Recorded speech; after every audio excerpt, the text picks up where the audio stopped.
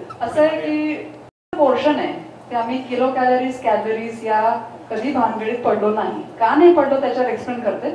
कारण आपण मराठी थाळी किंवा आपण इंडियन ट्रेडिशन मध्ये जे फूड घेतो ते बाउल किंवा अशा नाही, आपण सरळ वाटीच्या पोर्शनने घरी रेसिपीज बनवतो.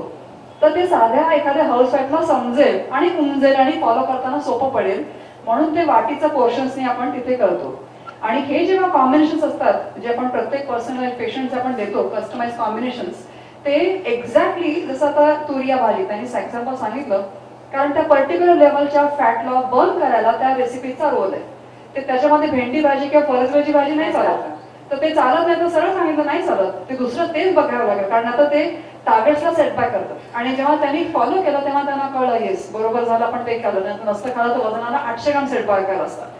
आणि जेव्हा आपण वजन पुढे पुढे प्रोसीड करतो तेव्हा वाटतं की ते 800 ग्राम सुद्धा महत्वाचे असतात. की अर्धा किलो जरी सेटबॅक आलं तरी असं वाटतं का केलं, अरे आपण का केलं गडबड असं होतं. देन मी फील गिल्टी की अरे त्याच्यापेक्षा जे आहे ते बरोबर फॉलो करणं जरुरी आहे.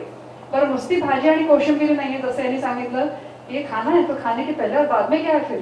तो ये खाने के पहले आणि बाद में हे पुस्तकात सगळं दिलेलं आहे. त्याच्यामध्ये सगळे कॉम्बिनेशन दिलं नॉनव्हेज व्हेज. या पुस्तकाच्या कलरवर जाऊ नका. हे सगळं आमचं क्लिनिकचं सेट आहे, त्याचं सगळं फुलांचं जे फ्लोरल अरेंजमेंट केलेली आहे. पण याच्यामध्ये नॉनव्हेज व्हेज सगळ्या रेसिपीज संजीवनी सगळ्या दिलेल्या आहेत आणि अतिशय उत्कृष्ट रेसिपीज आहेत.